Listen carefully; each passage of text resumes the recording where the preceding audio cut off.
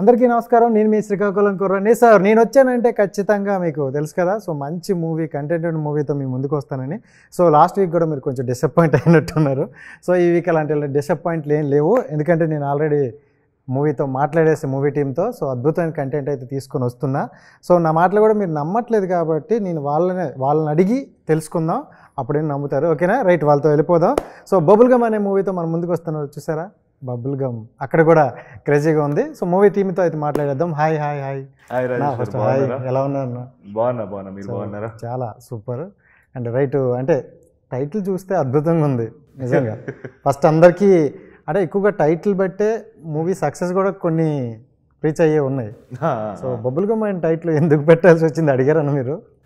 అడిగాను. డైలాగ్ కూడా ఉంది టీజర్లో. యాక్చువల్గా అయితే బేసిక్గా బబుల్ గమ్ ఎందుకు అంటే ఈ లవ్ ఈ రిలేషన్షిప్లు అన్నీ కూడా బబుల్ గమ్ లాంటివిరా.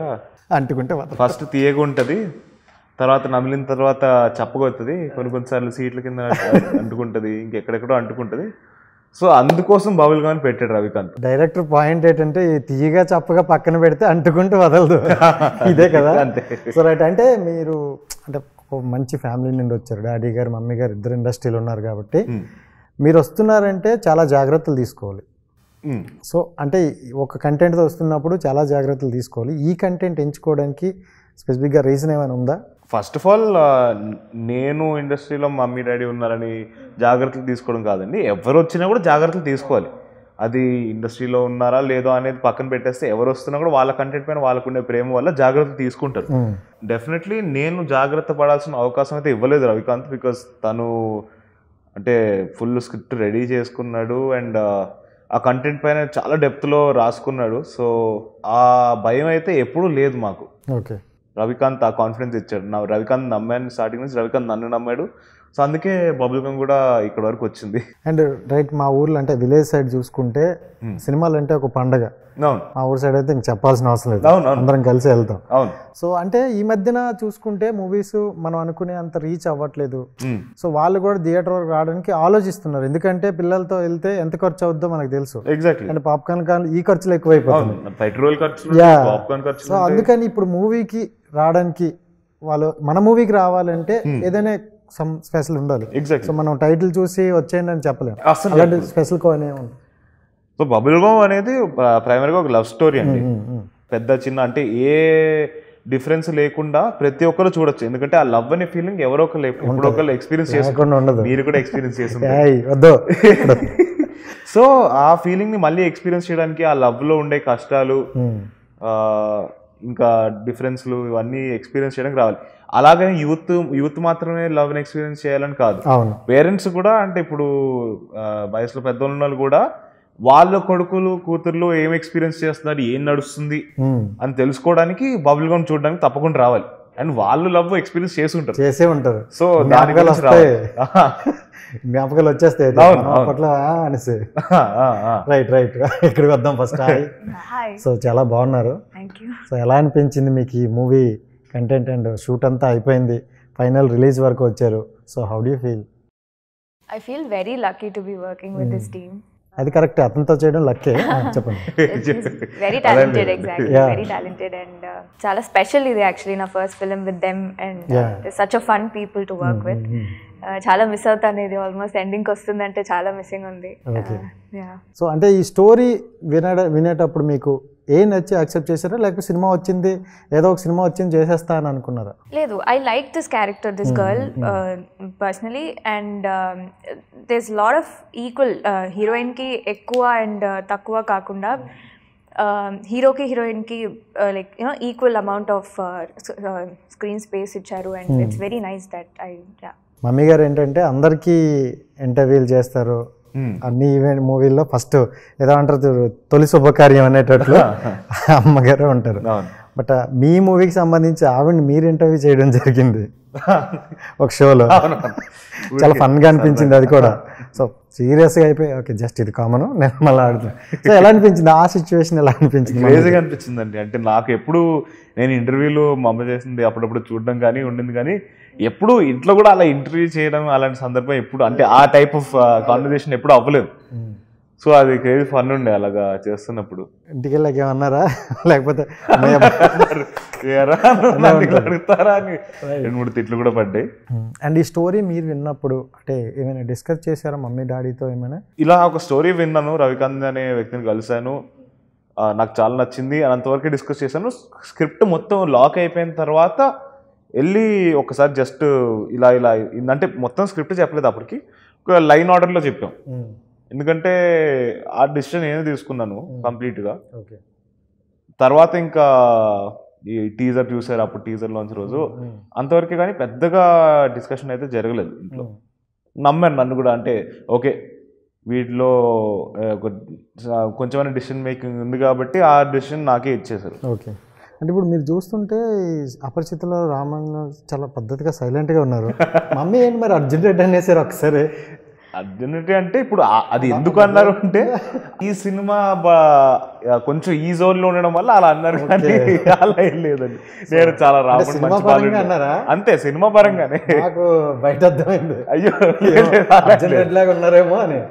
అలా అంటే నిన్ను చూసాక అలా అనిపించదు, ఎందుకంటే ఆల్రెడీ చెప్తున్నారు కదా ఇక్కడ కూడా. సో వర్క్ చేయడం ఎంత ఇంపార్టెంట్ అంటే ఒక మనం పర్సన్తో వర్క్ చేస్తున్నప్పుడు ఎండ్ ఆఫ్ ది డే వచ్చేసరికి ఒక క్లారిటీ వచ్చేది, వాళ్ళతో మనకి అంత ర్యాపో రావట్లేదంటే అలానే ఉంచేస్తారు. ఇప్పటికి కూడా ఇంకా మూవీ అయిపోతుందని మిస్ అవుతున్నాను అంటుంటే అర్థమవుతుంది.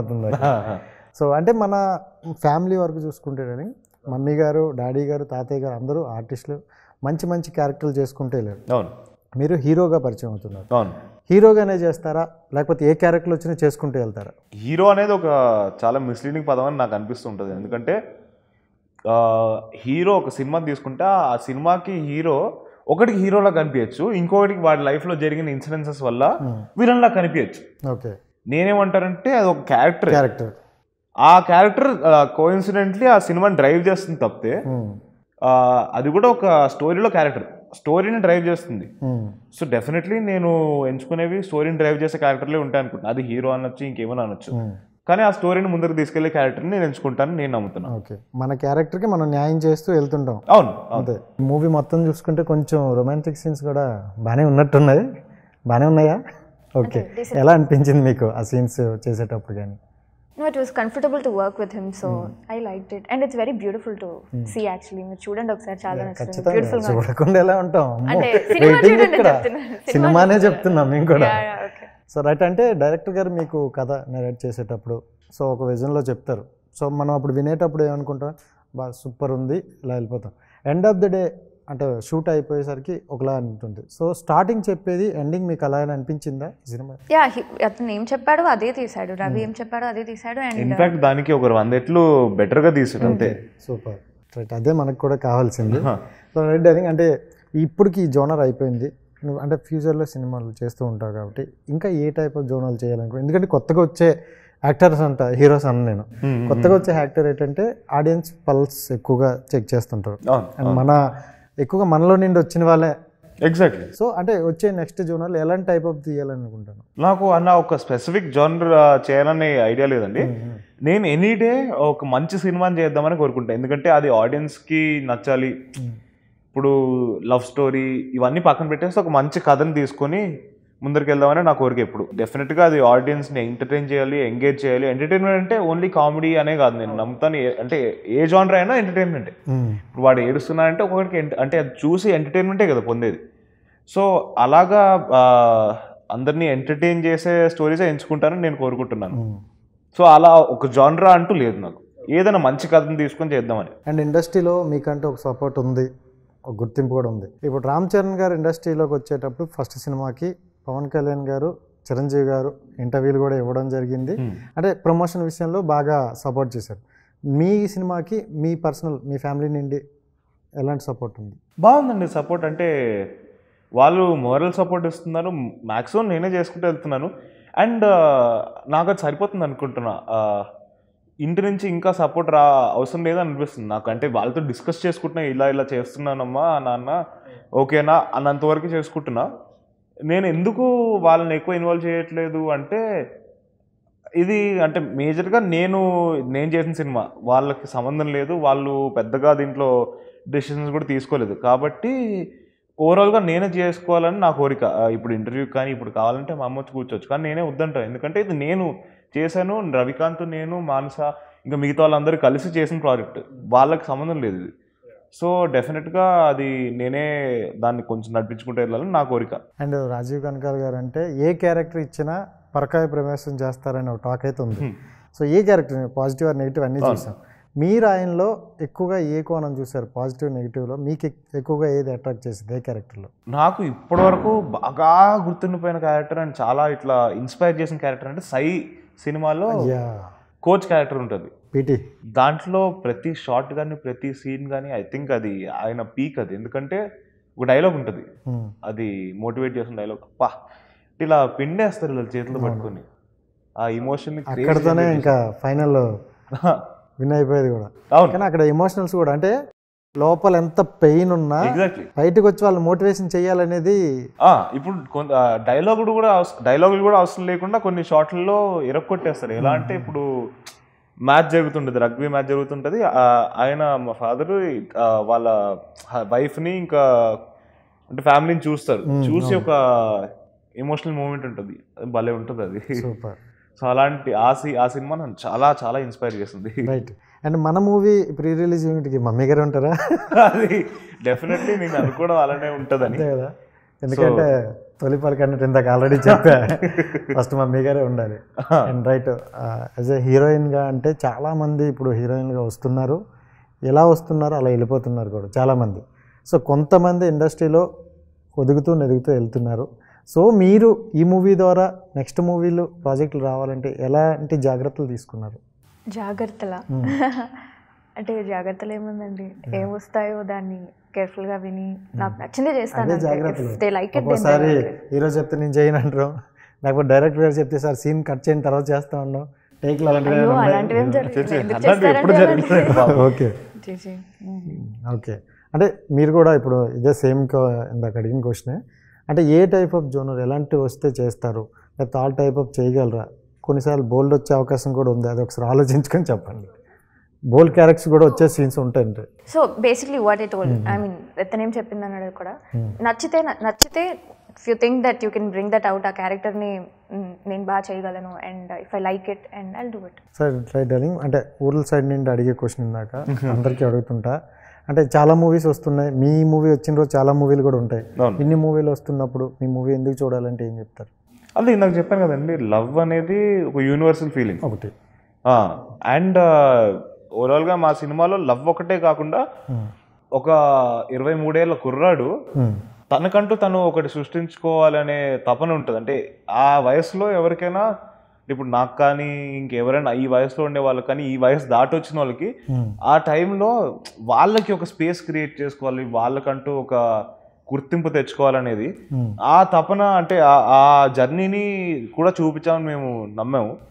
సో దాని గురించి అండ్ ఈ మధ్యలో లవ్ అనేది వస్తే దాన్ని ఎలా హ్యాండిల్ చేస్తారనే ఆస్పెక్ట్ గురించి డెఫినెట్గా చూడాలి. అది ఎక్కడున్నా కూడా, ఏ భాష అయినా, ఏ ఊరైనా, ఏ మతమైనా, ఏ కులమైనా, ఏ ఆడ మగ తేడా లేకుండా అందరూ చూడొచ్చు. మంచి సినిమా వస్తే అసలు ఎక్కడికో తీసుకెళ్తారు, ఆ విషయంలో మన తెలుగు ప్రేక్షకులు డోకానే లేదు. డెఫినెట్లీ. సో ఎంత పెద్ద హీరో అయినా సినిమా బాగాలేదంటే అంతే, కట్ చేసేద్దాం 2 రోజుల్లో ఫినిష్. సో అంత అంటే మనం మంచి కంటెంట్తో వెళ్తున్నాం అనే నమ్మకం అయితే మనకు ఉంది. సో వాళ్ళకి నమ్మకాన్ని అయితే ఇస్తాం, అంతేనా? అంతే సార్. సూపర్. నేను నమ్మాను మంచి కంటెంట్ తీస్తున్నామని ఫస్ట్ నుంచి, డే 1 నుంచి. రవికాంత్ నాకు స్టోరీ చెప్పిన దగ్గర నుంచి నేను నమ్ముతూ వచ్చాను. అండ్ డైరెక్టర్ గారి గురించి చెప్పాలంటే, అంటే కొంతమంది ఏంటంటే హీరోని హైప్ చేస్తూ స్టోరీని తీసుకెళ్తారు. సో ఈ డైరెక్టర్ ఎలా ఉన్నారు మీతో? రవికాంత్ తన క్రిస్టల్ క్లియర్ క్లారిటీ ఉంటుందండి, తను ఏం రాసుకున్నాడు, ఏం తీయాలనుకుంటున్నాడు అనేది చాలా క్లారిటీ ఉంటుంది. సో డెఫినెట్గా ఏ రోజు కూడా తను తిన్న హైప్ చేద్దాం అనే ఉద్దేశంతో ఎప్పుడు ఏ షార్ట్ పెట్టలేదు, ఏ లైన్ రాయలేదు. స్టోరీకి సర్వ్ చేస్తుందా లేదా, అంటే ఈ స్టోరీని అది ముందరికి తీసుకెళ్తుందా లేదా అని ఆలోచించి మాత్రమే పెట్టాడు ఏ షార్ట్ ఉన్నా కూడా సినిమాలో. మీరు చూసిన టీజర్లో ఉండే షార్ట్లు కానీ ఏదైనా కూడా అది స్టోరీకి ఫిట్ అవుతుందా, స్టోరీని ముందరికి తీసుకెళ్తుందా అని ఆలోచించుకుని పెట్టాడు. ఇంకా ఏ రీజన్ వల్ల ఏ షార్ట్ పెట్టలేదు తను. Right, thank you so much. చిన్న ర్యాపిడ్ ఫైర్ ఆడదాం. ఏముంది సరదా fun. So your first flight journey ఎక్కడికన్నా లేకపోతే ఎలా? ఎక్కడైనా పర్లేదు. ఎక్కడికి? ఫస్ట్ ఫ్లైట్ జర్నీ కోయంబత్తూర్ వెళ్ళానండి. Your favourite hero top 3? Mahesh Babu, PSPK, Balayya. చూసారా మన లేవు అంతే, తర్వాత చూద్దాం. పర్లేదండి. అప్పటి నుంచి అందరికీ ఓకే ఓకే తప్పకుండా. Yeah. Right, pick one. Shopping, travel, sleeping. Travel. Travel. So hard work or smart work? I'm doing hard work and want to do smart work. Very good. Movies or web series? Movies. Movies. Both. Whichever is nice and ఎందుకంటే ఇప్పుడు web series కూడా మూవీస్తో పోటీగా ఏం తక్కువ లేదు. Right, Ram Charan or NTR? అలా ఎందుకు అడుగుతారండి? So choose one. No, I can't choose one. I will choose both. So ఇద్దరితో ఒకేసారి మూవీ వస్తే ఎవరితో చేస్తారు? ఒకేసారి వస్తే రెండు చేస్తా. రెండు వాళ్ళు చేయరు కదా. చేస్తా, కష్టపడైనా రెండు చేస్తా. ఓకే, డైరెక్టర్ని ఒప్పించని చేస్తాను అంతే. ఇంకా ఎంతకన్నా మిమ్మల్ని అడిగితే నన్నే కన్ఫ్యూజ్లో పెట్టినట్టున్నావు.